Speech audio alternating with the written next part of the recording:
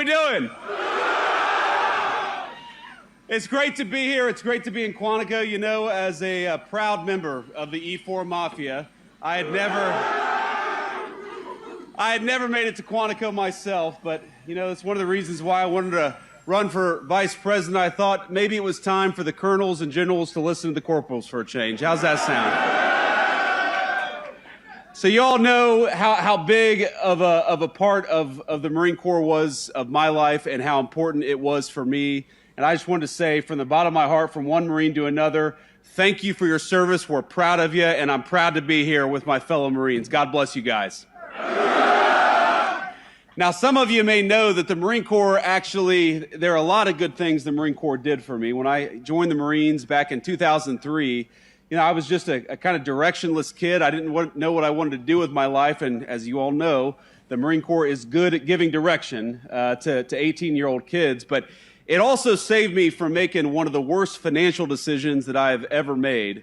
And as you guys probably appreciate, there are often these, you know, used car dealerships outside of Marine Corps bases. You know what I'm talking about?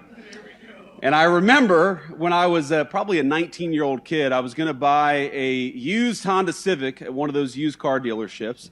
And the dealership was kind enough to offer me the low interest rate of 21% to buy that used car.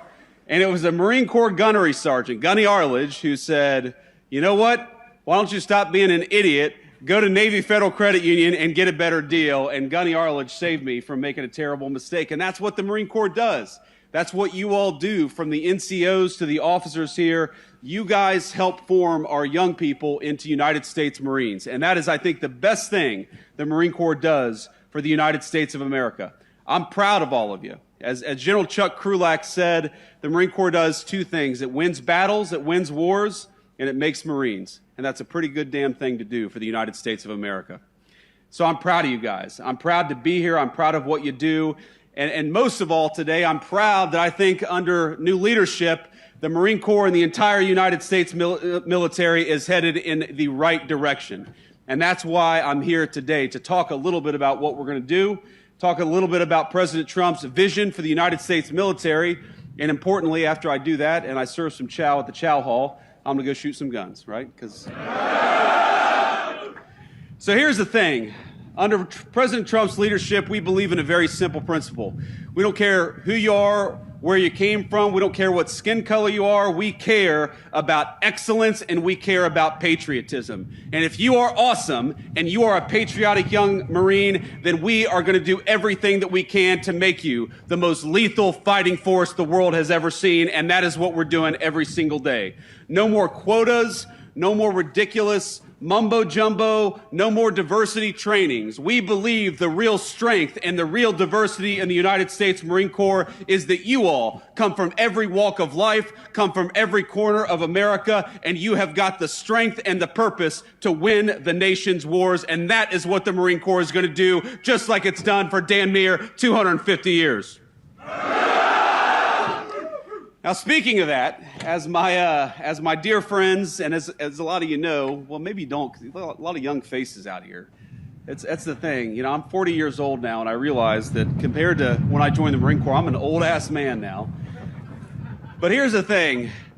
The best friends that I've ever made in my life, I've made in the Marine Corps. People who came to my vice presidential inauguration and the president's inauguration just a couple of months ago are people that I first met in boot camp, or first met in follow-on school, first met at my first duty station.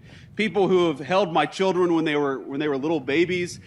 People who I've helped welcome new children into the world. You guys have no idea that the people standing to your left and to your right, these are lifelong friends. They're going to follow you around, whether you want to or not, for the rest of your life. And I think that's one of the great blessings of the United States Marine Corps.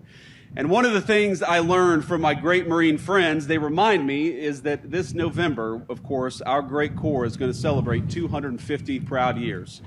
And as I know, because I've been to a few Marine Corps birthday balls myself, I'm sure it'll be a total sober, no alcohol celebration for the Marine Corps' 250th birthday. But from one Marine to another, let me just say that we are excited to celebrate the Marine Corps' 250th anniversary, 250 years of winning wars, 250 years of kicking ass and taking names. So here's the basic plan. Here's what we're going to do. We're going to invest in the Marine Corps and the entire United States military like we never have before. Over $1 trillion we're going to invest in building up the manufacturing base of this country so that you guys, when you do go to war, when you have to go to war, you've got the best weapons anywhere in the world. We know from the long history of the United States of America that while the leading edge of American power is you all, it really matters what you guys have in your hands and what you guys have on your backs when you go to war. And so I promised you from the President of the United States, we are going to send you, if we have to send you to war, with the best equipment, the best ammunition, the best weapons, and we are going to empower you guys to win when you have to. That's the purpose of the United States Marine Corps, am I right? Yeah. So that's what we're going to do. And of course, I got some good news. You know, over the last few years, some of the military branches had some recruitment problems. Not the Marine Corps, actually. The Marine Corps was the one branch that consistently met its recruitment goals, and that probably has something to do with the fact that the Marine Corps is a little bit smaller, as you all know. But this year, now, we have got every single branch of the United States military for the past 2 months has been meeting its recruitment goals, because I think I see in your faces what we're seeing all across the country. A renewed sense of patriotism, a renewed commitment to excellence, and that is what is going to make the United States military the strongest fighting force anywhere in the world. So thank you all. Thank you for being part of it. Thank you for being part of 250 years of great American tradition. Thanks to you guys for being willing to put on the uniform and serve your country. You know, I always say that the most important thing that we have in this country, the most valuable natural resource, we got plenty of oil, we got plenty of natural gas, we got great mines and minerals, but the most valuable resource that we have in the United States of America is you all. It's young people who are patriotic and dedicated, who are willing to put on the uniform of the United States and risk your lives to defend your fellow citizens. That's an amazing thing. I know it's easy to forget when you go about doing your jobs and you're just worried about getting through the day, worried about, getting to the next week, worried about doing the good job that all of you do, that what you're doing is an amazing thing. And it's easy to forget that because, you don't always have the Vice President dropping in to say thank you. But I want you to remember that whether you serve another couple years in the United States Marine Corps, whether you're at the beginning of a 20 or 30-year career, that we respect you, we thank you, and this Vice President and the President of the United States know that you guys are the most important resource that we have in the United States Marine Corps, in the United States of America. So thank you all, and God bless you. And the final thing I want to say here is I was actually, and I know I was late. It's funny. That is not Marine Corps time, my friends. I remember Gunny Arledge always told me, if you're 5 minutes early or 10 minutes late. I'm sure you guys have heard that phrase. Well, what does it mean when the Vice President is 2 hours late? I guess I'm on time, because who the hell is going to get me in trouble, right?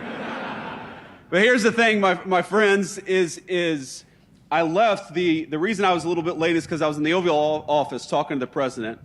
And I stood up and I said, "Sir, I know we're in the middle of something, but the Marines at Quantico are waiting on me." And he said, "Oh, I didn't realize that. You got to get out of here. You got to get out there." And I said, "Do you have a message you want me to deliver?" And the President of the United States said he wanted me to tell you two things. First of all, that he loves you. And second of all, that he's proud of you. So let me echo the President. Let me echo a grateful nation. You guys just keep on doing what you're doing. We love you. We're proud of you. And we're going to support you every single step of the way. God bless you, Marines. Semper Fidelis.